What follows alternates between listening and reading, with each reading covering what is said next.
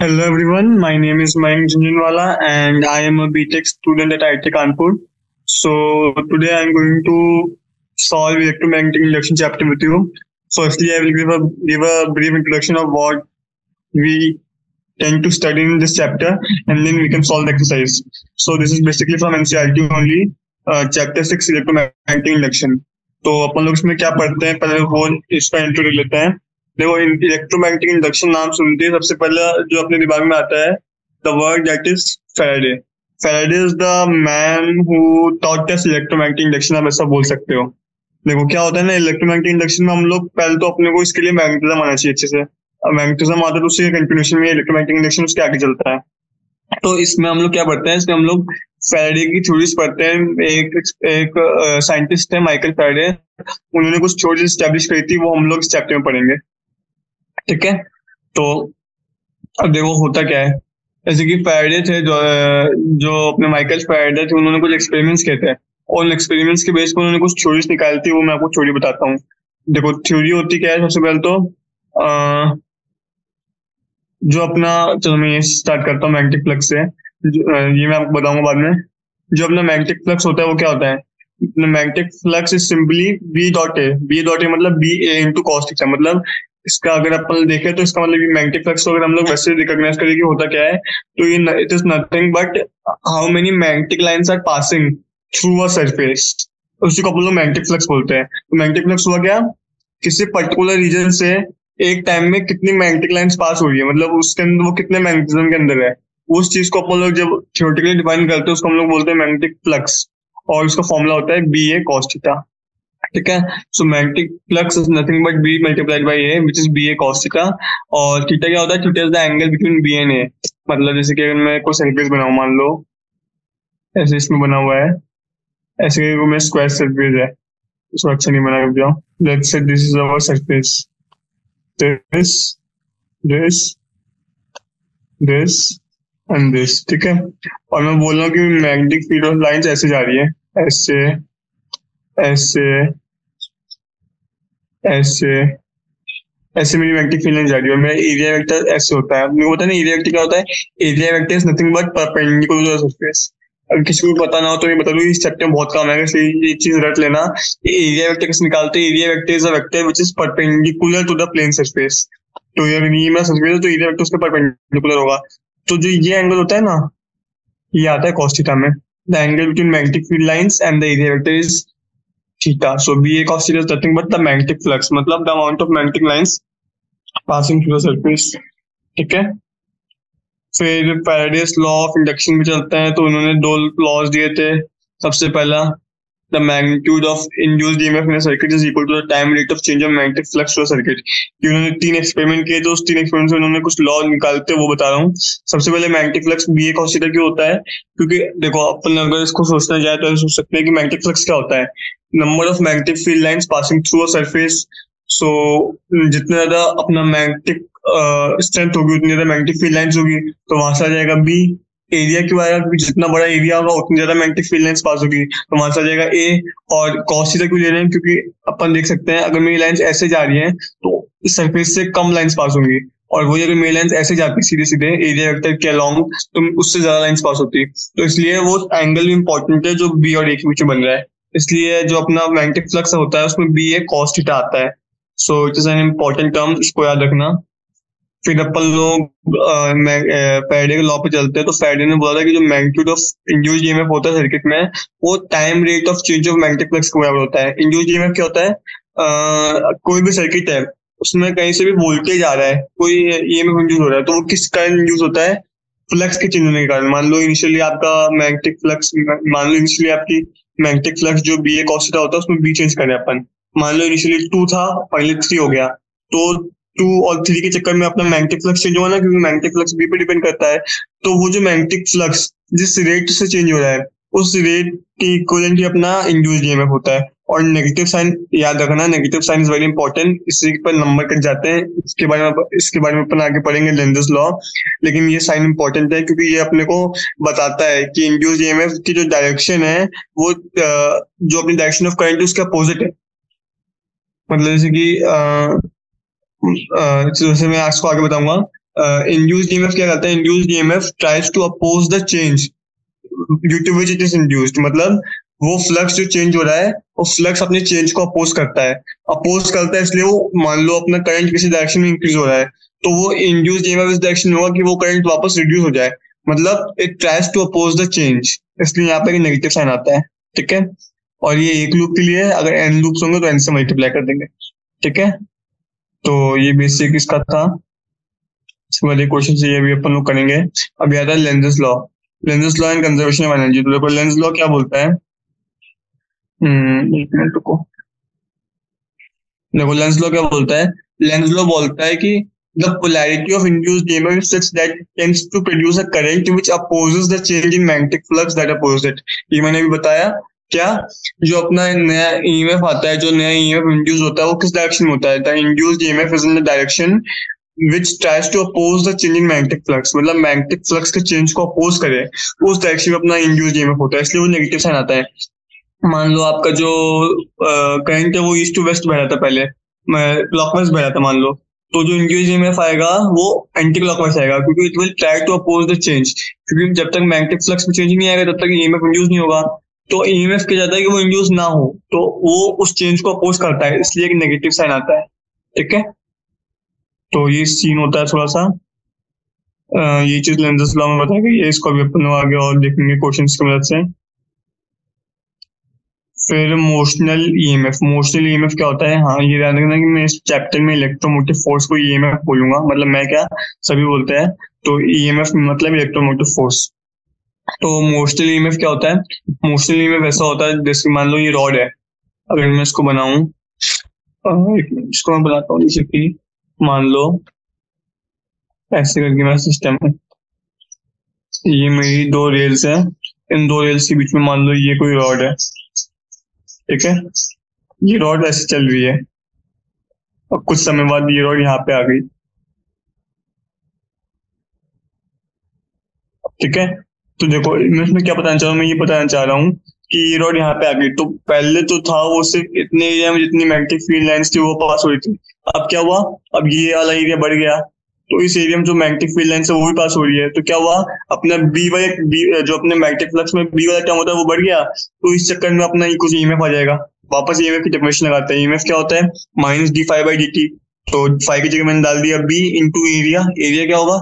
Area होगा length L multiply by x, मतलब length मान लो इसकी लेंथ ये एल है और ये इनिशियली एक्स है, तो माइनस बी एल एक्स। और अपने को पता है कि अपनी मैग्नेटिक फील्ड लाइंस पे क्रॉस का मतलब होता है अंदर और डॉट का मतलब होता है बाहर, तो ये याद रखना हमेशा, इस चैप्टर में जब भी क्रॉस आएगा उसका मतलब अंदर और डॉट का मतलब बाहर। ठीक है, तो क्योंकि यहाँ पे अपने को पता है जो अपना एरिया वेक्टर होगा वो भी परपेंडिकुलर होगा इस सिस्टम के, तो क्या तो वो अंदर की तरफ होगा, क्या तो बाहर की तरफ होगा, तो क्या तो cos 0 डिग्री होगा, क्या तो cos 180 डिग्री होगा, तो वो अपने को मैटर नहीं करता, अपने को cos थीटा से हमेशा 1 ही मिलने वाला है। ठीक है, तो minus T by D T of B L X, अपने को पता है कि अपना एल सेम है बी सेम है, तो बी एल को बाहर ले गए, सिर्फ अपना एक्स चेंज हो रहा है, क्योंकि इनिशियली एक्स था इतना, इनिशियली ये था एक्स, फिर हो गया ये, तो अपना इतना एक्स का चेंज आया ना, तो अपना एक्स चेंज हो रहा है, तो minus B L D X by D T, और D X by D T अपने को पता है वेलोसिटी होता है, अपने को सिस्टम में दिया हुआ है कि वेलोसिटी v से मूव कर रहा है, उसका आंसर हो गया बी एल वी। क्यों? क्योंकि D X by D T is minus V, देखो वो अंदर की तरफ आ रहा है, तो जो अपना ईएमएफ इंड्यूस हुआ है वो हुआ है बी एल वी। समझ में आया? तो इस तरीके से जो अपना मोशनल ईएमएफ का फॉर्मूला होता है वो होता है वी बी एल, मतलब velocity of your rod multiplied by magnetic strength multiplied by length. Length कौन सी? जो वो ट्रेवर्स कर रहा है, मतलब इस एरिया में वो सिर्फ इतनी लेंथ ट्रेवर्स कर रहा है, पी से लेकर क्यू तक की लेंथ, तो वो जो लेंथ ट्रेवर्स कर रहा है multiplied by the magnetic field strength B and multiplied by the velocity of that rod, उसको अपन लोग बोलते हैं ईएमएफ। ठीक है, तो ये मोशनल ईएमएफ कहानी थी। फिर आगे चलते हैं, इसके बाद वर्क डन निकालना होगा, तो अपने को पता है वर्क डन का फॉर्मूला होता है चार्ज इनटू पोटेंशियल, पोटेंशियल अपन ने निकाल लिया वीबीएल, उसको चार्ज से मल्टीप्लाई कर देंगे क्यू, तो उस स्टेप से निकल आएगा वो। ठीक है, तो ये तो हो गया मोशनल ईएमएफ। फिर ये तो एग्जांपल्स है, ये तो पढ़ लेना एक बार, बाकी मैं क्वेश्चंस करवाऊंगा तो फॉर्म में आ जाएंगे। इंडक्टेंस, अब देखो इंडक्टेंस में क्या होता है, इंडक्टेंस क्या होता है, जैसे कि इसमें जो लिखा है वो पढ़ते हैं, an electric current can be induced in a coil by flux change produced by another coil in vicinity of flux change produced by the same coil. These two situations are described separately in next two subsections. However, in both the cases, the flux through a coil is proportional to the current. इसका मतलब क्या हुआ? इसका मतलब ये हुआ जो अपना फ्लक्स है वो करंट के डायरेक्टली प्रोपोर्शनल होता है. मान लो अपने पास दो कॉइल है, मान लो एक ही कॉइल है, एक कॉइल में जो चेंज हो रहा है वो उस कॉइल में जो करंट चेंज हो रहा है उसको मान लो इसलिए मैं अगर बना के दिखाऊं तो मान लो ये मेरा कॉइल है, इस कॉइल में मेरा करंट ऐसे बह रहा है, ठीक है. तो अगर इस करंट की वैल्यू बढ़ेगी तो ऑब्वियस सी बात है, अगर इस करंट की वैल्यू बढ़ेगी तो मेरा फ्लक्स भी चेंज होगा. तो flux directly proportional to the current. और मान लो वैसे ही मेरा एक यहाँ पे लूप और है. अभी मेरे को पता है मेरी यहाँ से मैग्नेटिक फील्ड लाइंस ऐसे जा रही है, ऐसे जा रही है मेरी मैग्नेटिक फील्ड लाइंस.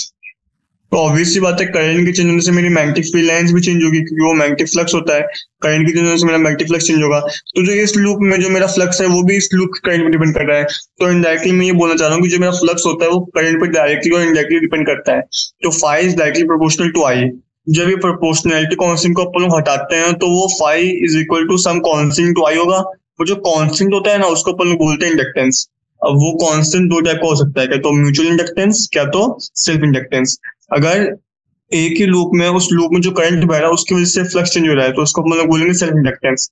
और वहीं दूसरी ओर किसी लूप में करंट के चेंज होने से किसी दूसरे लूप में फ्लक्स इंड्यूस हो रहा है उसको अपन लोग बोलेंगे mutual inductance. Constant proportionality constant को हटाते हैं तब जो phi is equal to some constant to I आएगा. जो कांस्टेंट होता है उसको अपन लोग एल से रिप्रेजेंट करते हैं और उसी को अपन लोग इंडक्टेंस बोलते हैं, ठीक है. बाकी फिर ये आपको पता होना चाहिए कि inductance is a scalar quantity. ये चीज याद करने की है, इंडक्टेंस स्केलर क्वांटिटी होती है और इसकी डायमेंशन ये होता है और एसआई यूनिट हेनरी होती है डिनोटेड बाय एच. तो ये सब याद कर लेना क्योंकि ये सब भी पूछे जाते हैं एग्जाम में, ठीक है. अभी अब जैसे मैं बोला दो चीज, म्यूचुअल इंडक्टेंस और सेल्फ इंडक्टेंस, तो वही मैं बताया था. अगर अपन ऐसा है कि अपना एक कॉइल में करंट चेंज से दूसरे कॉइल में फ्लक्स इंड्यूस हो रहा है तो उस केस में आता है म्यूचुअल इंडक्टेंस. उस केस में बस एक चेंज आएगा कि phi is directly proportional to I में अपन लोग लिख देंगे phi is equal to L I where L is equal to self inductance. और म्यूचुअल इंडक्टेंस केस में वो हो जाएगा phi is equal to M I where M is mutual inductance. तो अभी ये बात अपने को पता होनी चाहिए कि एल आई कब लिखेंगे एम आई कब लिखेंगे. वो जब क्वेश्चन आएंगे तब समझ में आएगा अपने आप को. और म्यूचुअल इंडक्टेंस की एक प्रॉपर्टी और होती है ये वाली कि मान लो तुम्हारे पास दो लूप है और एक लूप में तुम करंट चेंज कर रहे हो तो दूसरे लूप में कुछ फ्लक्स इंड्यूस होगा. तो एक लूप में करंट चेंज करने की वजह से दूसरे लूप में फ्लक्स इंड्यूस होगा. उसके चक्कर में जो म्यूचुअल इंडक्टेंस एम आएगा वही चीज दूसरे के लिए भी होगी. मतलब दूसरे वाले लूप में करंट चेंज करेंगे और जो पहले वाले लूप में फ्लक्स आएगा उसके लिए एम और पहले वाले के लिए एम, दोनों के लिए एम सेम आएगा. इसको अपन लोग ऐसे रिप्रेजेंट करते हैं कि M12 is equal to M21. मतलब अपन किसी भी लूप में करंट चेंज करें लेकिन म्यूचुअल इंडक्टेंस दोनों के लिए सेम आएगा, ठीक है. तो ये म्यूचुअल इंडक्टेंस होता है. सेल्फ इंडक्टेंस बेसिकली कहानी वही है कि जो अपना फ्लक्स है वो करंट पे डिपेंड करता है. अगर सेम लूप में करंट चेंज हो रहा है तो सेल्फ इंडक्टेंस. अगर किसी दूसरे लूप में करंट चेंज हो रहा है उसकी वजह से किसी और लूप में फ्लक्स इंड्यूस हो रहा है तो म्यूचुअल इंडक्टेंस, ठीक है. तो ये सेल्फ इंडक्टेंस और म्यूचुअल इंडक्टेंस की कहानी थी. इसके बाद ये सेल्फ इंडक्टेंस आ गया, वो चीज मैंने बताई N is equal to L I. फिर ईएमएफ को अपन लिखते हैं, ईएमएफ को लिखते हैं, ईएमएफ को लिखते हैं minus D five by D T. और अगर एन लूप से तो minus D N five by D T. N तो कांस्टेंट उसको बाहर निकाल लो और D five by D T में फाइव की जगह एल आई डाल दो तो क्या हो जाएगा, एल कांस्टेंट है. हाँ ये ध्यान रखना, मैं पहले बोल चुका हूँ कि जो अपना सेल्फ इंडक्टेंस और म्यूचुअल इंडक्टेंस है वो कांस्टेंट ऑफ प्रोपोर्शनैलिटी होता है. इसका मतलब वो कांस्टेंट होते हैं, ठीक है. तो उसको अपन लोग बाहर निकाल सकते हैं. बचेगा क्या, phi is equal to L I तो सिर्फ आई बचेगा. So D I by D T. So EMF क्या हो जाएगा minus L D I by D T और म्यूचुअल इंडक्टेंस केस हो जाएगा minus M D I by D T, ठीक है. तो ये चीजें थी. इसके बाद वही सब चीजें लिखी हुई हैं. हाँ जो अपने से अपन ने पढ़ा होगा कैपेसिटर में जो वर्क डन होता है वो होता है half C V square. Resistance चक्कर में जो वर्क डन होता है वो होता है रेजिस्टेंस चक्कर में जो हीट डिसिपेट होती है वो अपन ने पढ़ी होगी आई स्क्वायर आर टी होता है एनर्जी और पावर होती है आई स्क्वायर आर. वैसे ही जो वर्क डन इंडक्टर के केस में होता है वो होता है हाफ एल आई स्क्वायर, ठीक है. तो ये भी एक इम्पोर्टेंट चीज है. फिर यहाँ पे आ जाता है एसी जनरेटर। एसी जनरेटर एक पूरा अपने आप में अलग कॉन्सेप्ट है, तो कि जब अपन लोग क्वेश्चन करेंगे तब मैं आपको ही समझाता हूँ, क्योंकि इसको तब समझाना अच्छा रहेगा, तभी तब मेरे को समझ में आएगा ढंग से। ठीक है, एक बार मैं ऐसे आपको ब्रीफ दे देता हूँ एसी जनरेटर का होता क्या है, बाद में जब क्वेश्चन आएगा तब मैं इसको अच्छे से एक्सप्लेन कर दूंगा। In AC generator mechanical energy is converted to electrical energy by virtue of electromagnetic induction. मतलब क्या होता है, अपन लोग जैसे अपन ध्यान होगा घर में जो अपने जनरेटर्स होते हैं उसमें अपन लोग एक बल्ब आउट होता है सिस्टम, उसको हम लोग किसी सिस्टम को से घुमाते हैं हाथ से, तो अपन लोग हाथ से घुमा रहे हैं उसको, तो अपन लोग मैकेनिकल एनर्जी लगा रहे हैं, और उस मैकेनिकल एनर्जी से क्या होता है अपना जनरेटर चालू हो जाता है, मतलब वो इलेक्ट्रिकल एनर्जी में कन्वर्ट करता है अपने मैकेनिकल एनर्जी को। मतलब जो एनर्जी अपन ने लगाई मैकेनिकल एनर्जी, वो उस एनर्जी को इलेक्ट्रिकल एनर्जी में कन्वर्ट करता है। ये बेसिकली काम होता है इस जनरेटर का। और ये किस प्रिंसिपल से करता है, ये करता है इलेक्ट्रोमैग्नेटिक इंडक्शन के प्रिंसिपल से। अपने को पता है जो अपना ईएमएफ होता है वो होता है B A into cos omega T, जो मैंने आपको बताया अभी। यहाँ कॉस थीटा एन लूप्स होंगे तो एन बी है कॉस थीटा। ठीक है, अभी अपने को क्या बोला है, अपने को निकाल, ये तो अपना हो गया फ्लक्स। ईएमएफ क्या होता है, ईएमएफ होता है D phi by D T, तो एन बी है तो कॉन्स्टेंट, तो वो बाहर जाएगा। और कॉस ओमेगा टी का डिफरेंशिएशन क्या हो जाएगा, omega into sine omega T. तो ओमेगा को अपन लोग ने लिख लिया 2 पाई इंटू फ्रीक्वेंसी, ये ओमेगा का फॉर्मूला होता है, ये अपन ने सर्कुलर मोशन में पढ़ा होता है। Omega is equal to 2 pi into nu, nu is frequency multiplied by sine of omega T. मैंने यहाँ पे क्या किया, मैंने थीटा को ओमेगा टी लिया है। ये भी अपन सर्कुलर मोशन में पढ़ा है कि जो अपना डिस्प्लेसमेंट थीटा होता है, एंगुलर डिस्प्लेसमेंट, वो ओमेगा टी के बराबर होता है, where omega is angular velocity and T is time. और यहाँ पे मैंने एंगुलर वेलोसिटी ओमेगा को लिख दिया है 2 पाई मल्टीप्लाइड बाय फ्रीक्वेंसी। ठीक है, तो इस तरीके से मेरा एसी जनरेटर का ईएमएफ निकलता है। बेसिकली मेन चीज जो इम्पोर्टेंट है वो यही क्वेश्चन इम्पोर्टेंट है, तो ये आपको याद होनी चाहिए, क्योंकि अपने को जब भी एसी जनरेटर पे सवाल आएगा तो अपने को ये चीज दी रहेगी। ठीक है, तो यहाँ से अपन लोग उसको सॉल्व करेंगे। फिर ये कुछ सिंबल्स होते हैं, मैग्नेटिक फ्लक्स का फाई, ईएमएफ का ई, स्मॉल ई, म्यूचुअल इंडक्टेंस का कैपिटल एम, सेल्फ इंडक्टेंस का कैपिटल एल, फिर इसके यू। अगर आपने ये वाली टेबल याद कर ली तो आपका चैप्टर बेसिकली तो सॉल्व हो गया। मतलब यही चार ऐसी चीजें हैं जो अपने को बार बार घुमा फिरा के पूछी जाएगी, अपने को बार बार अपना जो आंसर लाना है वो इन्हीं टर्म्स में लाना है। सो ये टेबल आपको याद होनी चाहिए, इट्स एक्चुअली वेरी इंपॉर्टेंट। तो अपन लोग चलते हैं एक्सरसाइजेस पे। ओके, चलो स्टार्ट करते हैं 6.1 से। Taking the direction of induced current in the situations described by the following figures A to F। ठीक है, तो उसको करते हैं सॉल्व। ए में बोला है कि मेरा साउथ टू नॉर्थ आ रहा है। देखो साउथ अगर पास में आ रहा है तो क्या होगा ना, क्योंकि मेरा साउथ पास आ रहा है, अपने को पता है साउथ डिटरमाइंस क्लॉकवाइज डायरेक्शन, तो मेरा करंट ऐसे फ्लो करेगा, क्योंकि ये मेरा पी वाला जो सिस्टम आ रहा है वो ऐसे जा रहा है, ऐसे ऐसे ऐसे ऐसे, और ऐसे करके फाइनली वो क्यू में जा रहा है, मतलब इस तरीके से, मतलब क्लॉकवाइज डायरेक्शन में। तो मैं क्या चाह रहा हूँ, मैं अपना जो करंट है वो मैं क्लॉकवाइज दे रहा हूँ, क्योंकि जब मैं साउथ को पास ले रहा हूँ तो मेरी मैग्नेटिक फील्ड इस डायरेक्शन में बढ़ रही है, मतलब मेरी मैग्नेटिक फील्ड इस डायरेक्शन में बढ़ रही है, इधर जा रही है इधर जा रही है, ये वाली मैग्नेटिक फील्ड बढ़ रही है।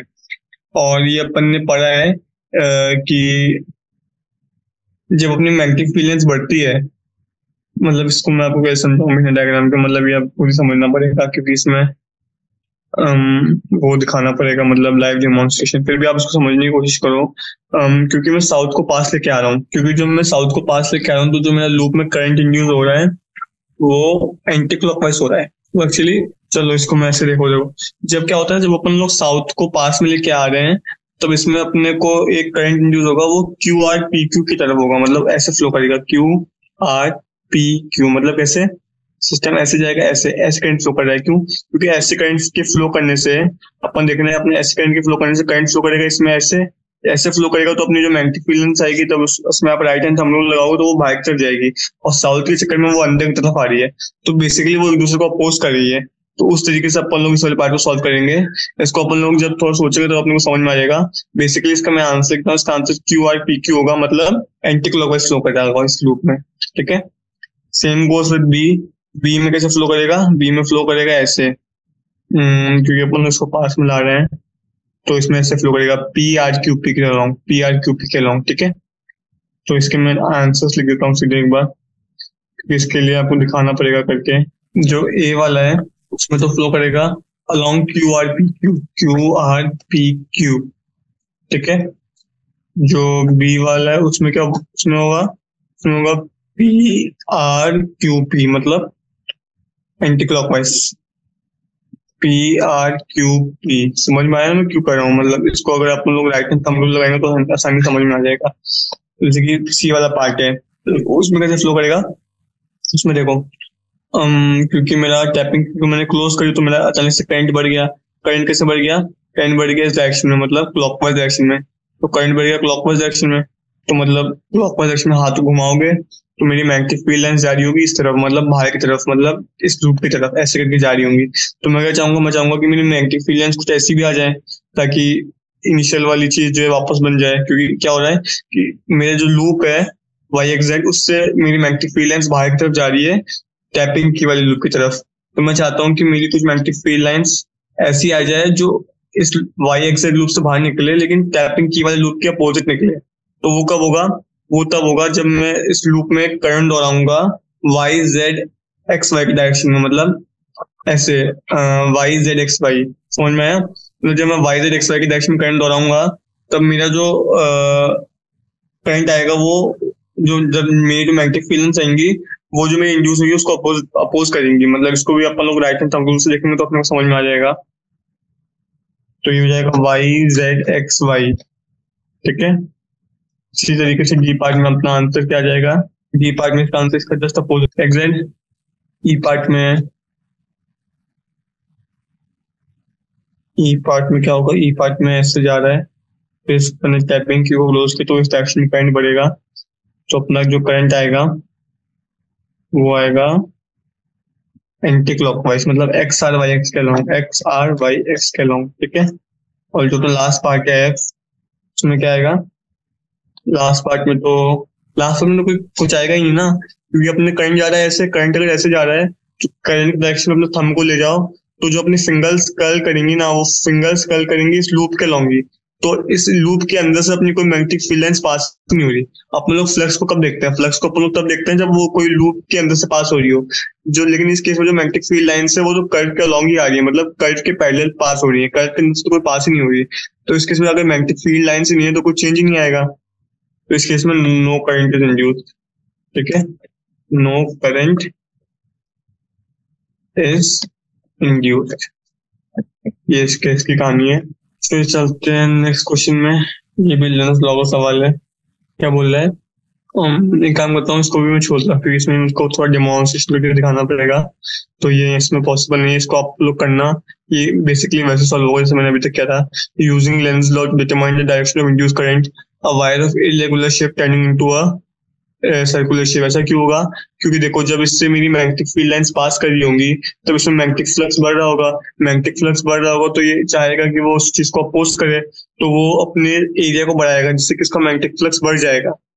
और वही दूसरी केस में circular loop being deformed into a narrow straight wire. क्यों? क्योंकि अपन देख रहे हैं कि अपने को इनिशियली तो अपने को कोई अपने इनिशियली तो अपने पास कुछ था ही नहीं, अचानक से अपने पास मैग्नेटिक फ्लक्स आ गया। तो वो क्या चाहेगा कि वो उस फ्लक्स को कम से कम करने की कोशिश करे। कम से कम कैसे कर सकता है?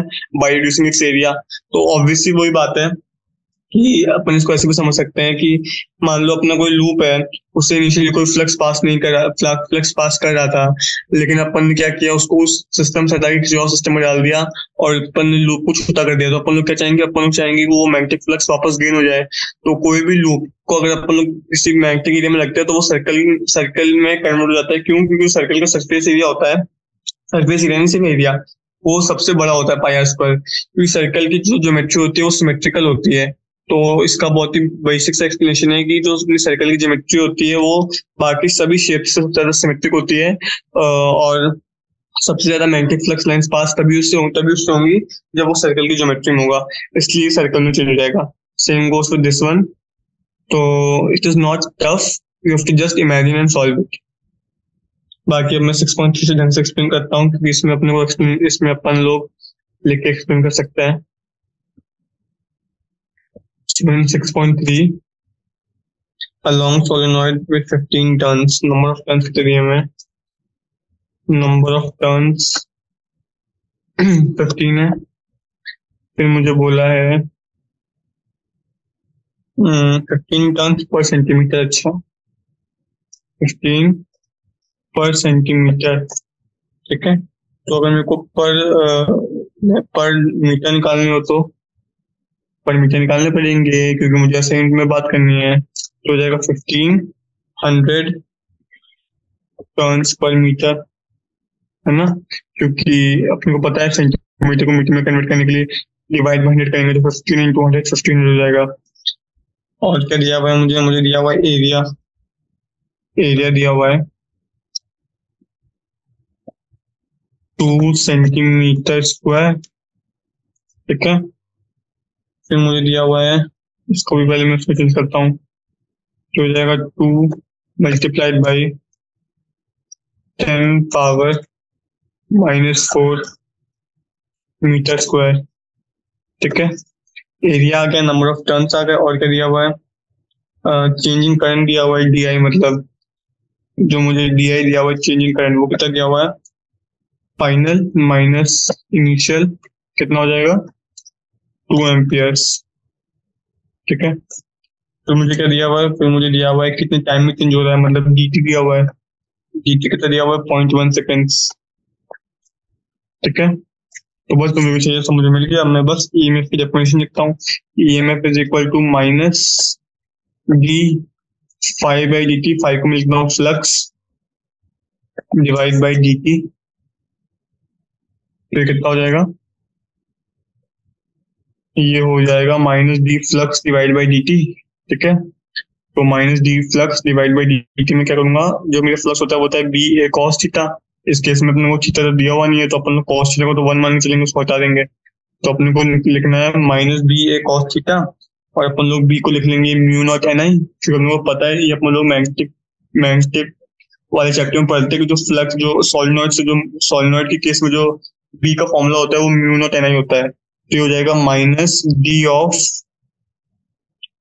म्यू नॉट NI, ये तो हो गया B multiplied by area A divide by DT। तो ये क्या हो जाएगा? वापस वही बात, अपना म्यू नॉट कॉन्स्टेंट तो बाहर जाएगा, माइनस म्यू नॉट कॉन्स्टेंट तो बाहर जाएगा, N भी कॉन्स्टेंट है, एरिया भी कॉन्स्टेंट है, अंदर क्या बचेगा? अंदर बचेगा सिर्फ DI बाई DT। ठीक है। तो ये कितना हो जाएगा? अपने को पता है जो म्यू नॉट होता है वो होता है 4 पाई multiply by 10 power -7, 4 pi multiplied by 10 power -7 multiplied by n number of turns, वो है कितने? Number of turns 1500 multiplied by area. Area है 2 into 10 power -4, 2 into 10 power -4 multiplied by DI by DT। वो कितना हो जाएगा? वो हो जाएगा 2 divide by 0.1। 2 is DI divide by DT which is 0.1। ठीक है। तो ये कितना हो जाएगा यहाँ से? इसको जब मैं सॉल्व करूंगा तो मुझे मेरा फाइनल आंसर आएगा, वो कुछ टाइप का आएगा 7.54 मल्टीप्लाइड बाई 10 पावर -6 वोल्ट्स। ठीक है। तो ये मेरा फाइनल इंड्यूस्ड वोल्टेज आएगा। कुछ नहीं किया मैंने, सिंपली जो अपना EMF का फॉर्मूला होता है माइनस d5/dt वो लगाया है। फिर मैंने फाइव की जगह डाला mu naught NI multiplied by A, क्योंकि सॉलिनॉइड के केस में जो B का फॉर्मूला होता है वो होता है म्यू नॉट NI, तो वो मैंने डाला, उसको A से मल्टीप्लाई किया। मैंने देखा कि मेरा म्यू नॉट N और A तो कॉन्स्टेंट है, उसको मैंने बाहर निकाल लिया, मल्टीप्लाई बाई DI/dt, और DI/dt मैंने DI और DT डाला, तो वो जाएगा 2 डिवाइड बाई 0.1। वहां से अपने पास फाइनल EMF आ जाएगा। ठीक है। तो सिंपल क्वेश्चन था, simple formula based. Let's move to next question. Question number 4 में क्या बोला है? 4 में दिया हुआ है rectangular wire loop of side 8 centimeter and 2 centimeter with a small cut is moving out of a region of uniform magnetic flux of magnitude 0.3 Tesla। मतलब वो मैग्नेटिक फील्ड से बाहर जा रहा है, तो मैग्नेटिक फील्ड लेंथ उसमें कम हो जाएगी। ठीक है। What is the EMF induced across the cut if the velocity of the loop is this in a direction normal to the longer side or B shorter side?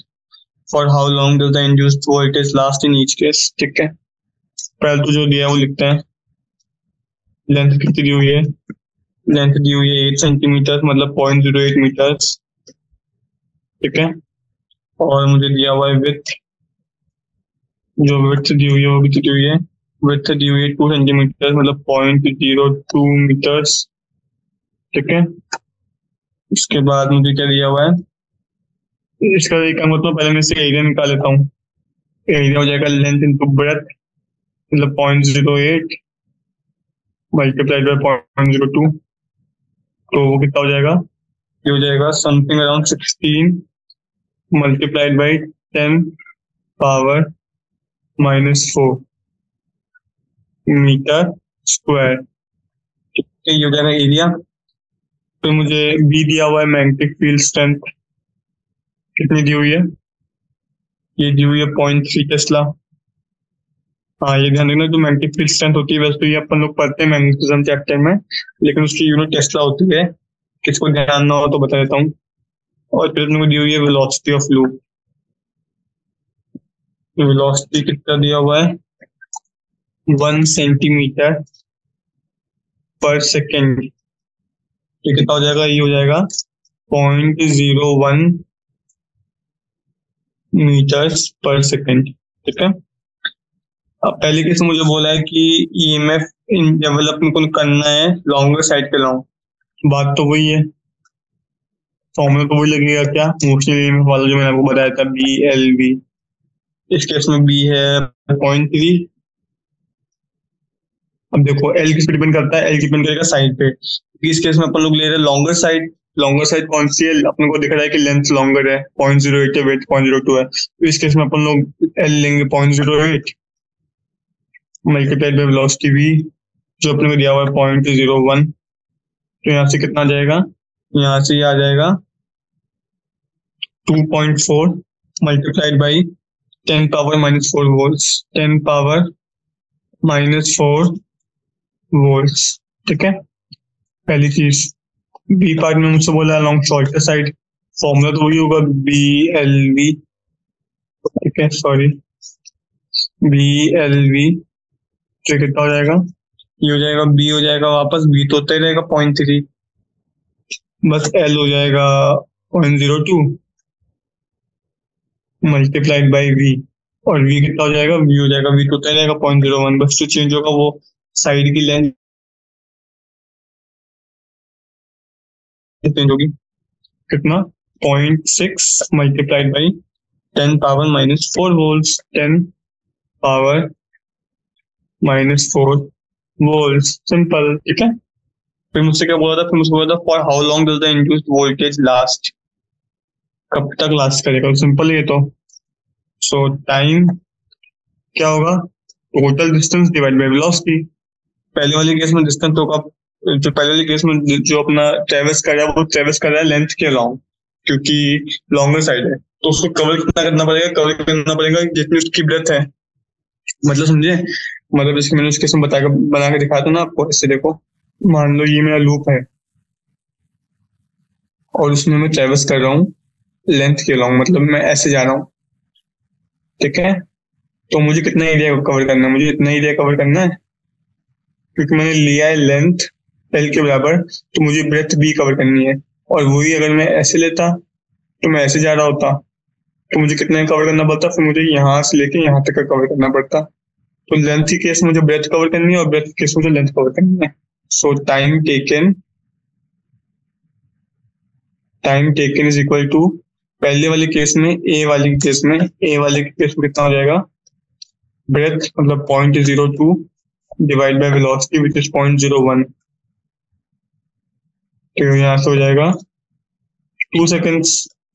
ठीक है, और वही B के केस में क्या होगा, ये ध्यान रखना, बच्चे गलती कर देते हैं इसमें, लेंथ की जगह लेंथ ले लेते हैं, वो गलत है। इस केस में हो जाएगा 0.08 डिवाइड बाय 0.01, ना हो जाएगा 8 सेकेंड्स। ठीक है, तो इस तरीके से ये क्वेश्चन सॉल्व होगा, पहले सिंपल ही था। आगे चलते क्वेश्चन नंबर 5 पे। इसमें क्या बोला मुझसे, a 1 meter long metallic rod is rotated with an angular frequency of 400 meters per second about an axis normal to the rod passing through its one end. अपने को ओमेगा दिया हुआ है, अपने को लेंथ दी हुई है, the other end of the rod is in contact with the circular metallic ring. Excess aggressivity है, कैलकुलेट द ईएमएफ इंड्यूस, वापस वही चीज अपन वही करेंगे, minus D five by D t, five की जगह रखेंगे अपन लोग बी मल्टीप्लाइड बाई ए, और फिर अपन लोग वैसे वहां से सॉल्व कर लेंगे। तो सिमिलर क्वेश्चन जैसे हमें 6.0 6.4 में क्या था, उसी टाइप का क्वेश्चन है, तो इसको मैं लीव कर रहा हूँ क्योंकि सेम है। तो मैं सीधे क्वेश्चन नंबर 6 पे आता हूँ। क्वेश्चन नंबर 6 में मुझे बोला है horizontal straight wire 10 metre long extending from east to west is falling with speed of 5 meter per second at the right angles. Okay, इसमें एंगल इन्वॉल्व है। To the horizontal component of Earth's magnetic field this much. What is the instantaneous value of EMF induced in the wire? तो ये वाला करते हैं। आपने पता जो EMF इंड्यूस होता है वो होता है BLV, ठीक है। वो कितना हो जाएगा, वो हो जाएगा B, कितना हो जाएगा, B हो जाएगा अपना मैग्नेटिक फील्ड स्ट्रेंथ, वो अपने क्वेश्चन में दिया हुआ है 0.3 multiplied by 10 power minus 4, 10 power minus 4 multiplied by L कितना दिया हुआ है, L दिया हुआ है अपने को 10 मीटर्स मल्टीप्लाइड बाई V कितना दिया हुआ है 5 मीटर पर सेकेंड। तो यहाँ से अपने को सॉल्व करने पे जो EMF आता है वो आ जाएगा something around 1.5 multiplied by 10 power minus 3 volts, 10 power minus 3 volts, ठीक है। ये तो पहले पार्ट का आंसर। फिर मुझसे पूछा what is the direction of EMF, वापस अपन लोग इसमें राइट हैंड रूल यूज करेंगे, फ्लेमिंग्स राइट हैंड रूल। तो अपने को बोला है क्या, अपने को बोला है क्वेश्चन में कि इनिशियली वो ईस्ट टू वेस्ट था, तो मैंने आपको बताया जब भी ईएमएफ इंड्यूस होता है it always tries to oppose the change. तो इनिशियली अगर वो ईस्ट टू वेस्ट था तो जो अपना ईएमएफ इंड्यूस होगा वो वेस्ट टू ईस्ट आएगा, to oppose the change. Simple है, ठीक है। इसका आंसर क्या हो जाएगा, इसका आंसर हो जाएगा वेस्ट टू ईस्ट, ठीक है। फिर सी पार्ट में क्या बोला मुझसे, सी पार्ट में मुझसे पूछा है which end of the wire is at high electric potential। Obviously बात है क्योंकि वेस्ट टू ईस्ट ट्रेवल कर रहा है तो ईस्टर्न एंड जो है हाई पोटेंशियल पे होगा। ये तो सिंपल पोलैरिटी का क्वेश्चन था जो अपन लोग करंट में पढ़ते हैं, ठीक है। बहुत से सिंपल क्वेश्चन था ये वाला। 7th वाले में चलते हैं। 7th वाले में क्या बोला है, current in circuit falls from 5 ampere to 0.0 ampere in 0.1 second, वापस DI और DT दिया हुआ है। इफ द एवरेज EMF दिया हुआ है, given estimate of self inductance of the circuit. Okay, तो वापस वही लिखेंगे E is equal to D flux by DT, ठीक है। तो यहाँ से क्या आ जाएगा, केस में इंड्यूस, केस में सेल्फ इंडक्टेंस की बात करी गई है। सेल्फ इंडक्टेंस के केस मैंने भी आपको बताया था, ये बन जाता है L times DI by DT, क्योंकि मैं फ्लक्स को लिखता हूँ LI और L कॉन्स्टेंट था तो वो बाहर जाता है, बचेगा L DI बाई DT, ठीक है। ये EMF के बराबर, distance is equal to EMF। मुझे निकालना है L, तो यहाँ से मेरा L हो जाएगा E times E divide by DI by DT। बस हमने को सब कुछ दिया हुआ है, मेरे को सिर्फ इसे सॉल्व करना है। E divide by DI by DT, ठीक है। ये कितना है, इंड्यूस्ड EMF मुझे दिया हुआ है 200 volts, divide by DI by DT कितना है, DI है 5 एम्पियर, क्योंकि 5 से 0 में जा रहा है, एक्चुअली -5 है, लेकिन अपने को साइंस का मतलब नहीं है, क्योंकि जो सेल्फ इंडक्टेंस और म्यूचुअल इंडक्टेंस होता है वो हमेशा पॉजिटिव होता है, क्योंकि वो मैग्नीट्यूड देखते हैं अपन लोग उस केस में। तो 5 से 0 एम्पियर जा रहा है तो 5 एम्पियर का चेंज कितने टाइम में, 0.1 सेकेंड में। तो इसको मैं सॉल्व करूंगा, इसको सॉल्व करने पर अपने पास आ जाएगा 20 डिवाइड बाई 5, मतलब 4 हेनरी अपना आंसर हो जाएगा। तो 4 Henry is our answer, simple.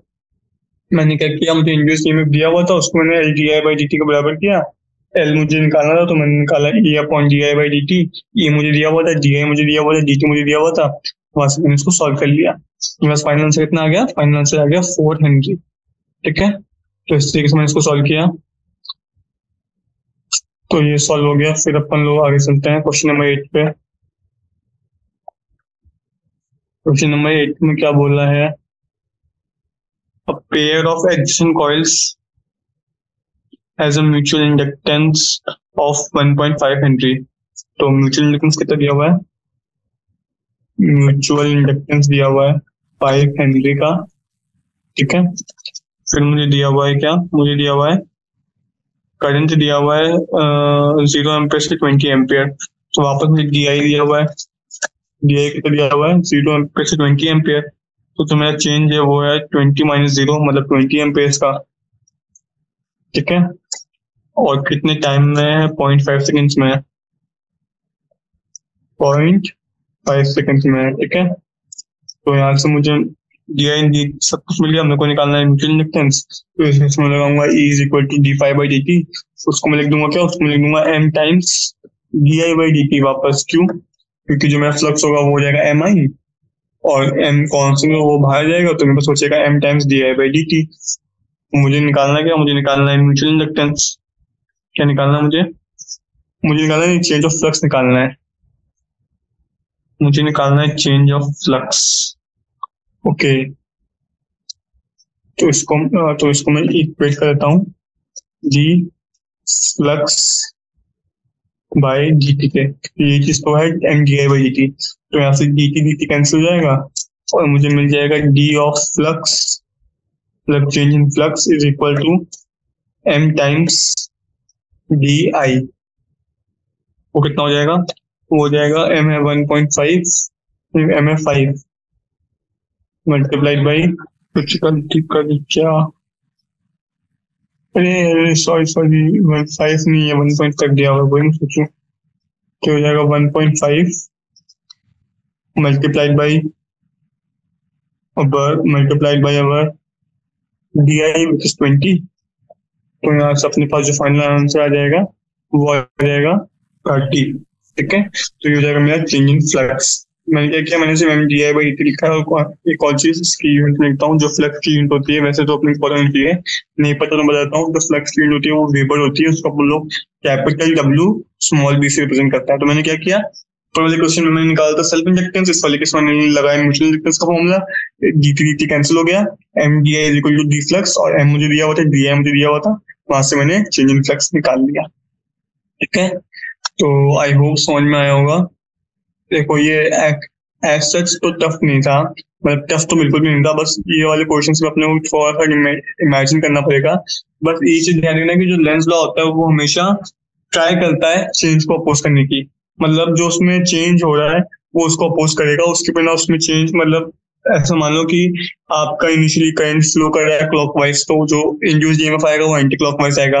मान लो आपकी मैग्नेटिक फील्ड लेंथ बढ़ रही है, तो मैग्नेटिक फील्ड लेंथ को कम करने के लिए वो हो सकता है एरिया अपना रिड्यूस कर ले, हो सकता है अपोजिट डायरेक्शन में करंट इंड्यूस कर ले, हो सकता है एंगल कम कर ले, कुछ भी करके वो ऐसा चाहेगा कि वो अपना इंड्यूस्ड ईएमएफ को कम करना चाहे। ये बेसिकली फैराडेस लॉ है, ये लेंस लॉ है। अपने को जो चेंज हो रहा है उसको अपोज करना है, बस ये बात है। जब तक अपन लोग चेंज को अपोज नहीं करते तब तक अपन लोग कुछ नहीं कर सकते। सो दैट इज इम्पोर्टेंट, अपने को ये चीज पता होनी चाहिए। बाकी फिर अपन ने सेल्फ इंडक्टेंस म्यूचुअल इंडक्टेंस पढ़ा, उसके लिए अपन ने LDI/dt और MDI/dt का कॉन्सेप्ट पढ़ा, ठीक है। अब सिर्फ एक चीज बच रही है, वो है एसी जनरेटर की वर्किंग, तो वो भी मैं आपको थोड़ी समझा देता हूँ। देखो क्या होता है ना, एसी जनरेटर में अपन लोग एसी जनरेटर में क्या होता है, दो बड़े बड़े मैग्नेट्स होते हैं, एक नॉर्थ एक साउथ, उसके बीच में अपन लोग एक कॉइल को रोटेट करते हैं। जैसे यहाँ पे देखो, the plane of armature is perpendicular to the magnetic field, इसको अपन लोग बोलते हैं आर्मेचर, और ये मैग्नेटिक फील्ड के परपेंडिकुलर है क्योंकि मैग्नेटिक फील्ड लाइन ऐसे जा रही है, नॉर्थ और साउथ पोल उसके परपेंडिकुलर है। फिर मैंने क्या किया, फिर मैंने इस कॉइल को 90 डिग्री रोटेट कर दिया। तो 90 डिग्री रोटेट करने से क्या हुआ, जो अपनी मैग्नेटिक फील्ड लाइन थी वो तो अभी भी वैसे जा रही है, लेकिन पहले जो अपनी मैग्नेटिक फील्ड लाइन थी वो लूप को क्रॉस करी थी, अब मैग्नेटिक फील्ड लाइन लूप के पैरेलल हो गई, ठीक है। फिर मैंने इसको वापस 90 डिग्री रोटेट किया तो वापस ऐसे हो गया। फिर वापस ऐसे करके ये बार बार रोटेट होती रहती है नॉर्थ और साउथ पोल्स के बीच में, नॉर्थ और साउथ पोल्स के बीच में रोटेट होती रहती है, और रोटेट होने के कारण इसमें जो है कभी फ्लक्स जीरो होता है, फिर कभी वापस मैक्सिमम हो जाता है। जीरो कब होता है, जीरो तब होता है जब वो मैग्नेटिक फील्ड लाइंस और कॉइल आपस में पैरेलल हो जाते हैं, और मैक्सिमम कब हो जाता है जब वो दोनों 90 डिग्री पे हो जाते हैं, क्योंकि जब 90 डिग्री पे होंगे तभी तो उसके अंदर से maximum magnetic field lines pass होंगी, और बीच के केसेस में वो हमेशा 0 से लेकर 90 डिग्री के बीच में जब भी होता है वो मैक्सिमम और मिनिमम के बीच में डोलता रहता है। क्यों? क्योंकि इसमें जो सबसे इम्पोर्टेंट चीज है, इसमें जो मैग्नेटिक फ्लक्स चेंज होता है वो ना बी की वजह से चेंज होता है ना एरिया की वजह से चेंज होता है, वो सिर्फ थीटा की वजह से होता है। क्यों? बी तो कांस्टेंट रहता है, एरिया भी कांस्टेंट रहता है लूप का, सिर्फ थीटा बदलता रहता है, कभी 0 फिर 90 डिग्री, उसके बीच के सारे एंगल्स फिर 180 डिग्री, फिर 270, फिर 360, ऐसे करके जो अपने लूप का मैग्नेटिक फील्ड एंगल है वो चेंज होता रहता है, उसके कारण फ्लक्स चेंज होगा, उसके कारण फ्लक्स चेंज होगा तो एक ईएमएफ इंड्यूस होगा। वो ईएमएफ इंड्यूस कहाँ से आ रहा है, मतलब वो एनर्जी कहाँ से आ रही है, वो एनर्जी आती है जो अपन लोग मैकेनिकल एनर्जी प्रोवाइड करते हैं, उसके चक्कर में लूप घूमता है। मतलब कोई भी आपसे पूछेगा तो सबसे पहले ये पूछेगा कि why is the loop rotating, मतलब लूप क्यों रोटेट हो रहा है। ऑब्वियसली मतलब लूप इसलिए रोटेट हो रहा है क्योंकि अपन लोग उसके अंदर मैग्नेटिक फील्ड लाइंस पास कर रहे हैं। मैग्नेटिक फील्ड लाइंस लूप इसलिए रोटेट हो रहा है क्योंकि अपन उसको कोई एनर्जी दे रहे हैं, वो एनर्जी कहाँ से आती है, जो मैकेनिकल एनर्जी अपन लोग प्रोवाइड करते हैं वहां से आती है। तो इस सेंस में वो लूप घूमता है। और फिर इसका फॉर्मूला वही होता है, फ्लक्स का B A cos omega T. Omega क्या है, जिस एंगुलर फ्रीक्वेंसी से वो घूम रहा है मल्टीप्लाइड बाय टाइम पीरियड।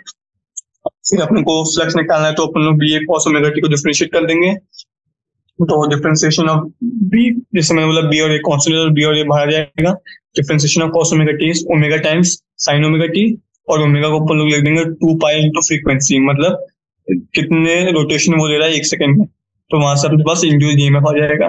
तो ये बेसिकली एसी जनरेटर की वर्किंग है।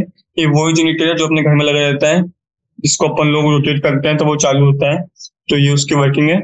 बाकी एज सच चैप्टर इतना मतलब इतना डिफिकल्ट नहीं, इजी है और इम्पोर्टेंट भी है, मतलब इससे 2 सवाल एग्जाम में पक्का आते हैं, तो इसको अपन लोग मास्टर कर सकते हैं।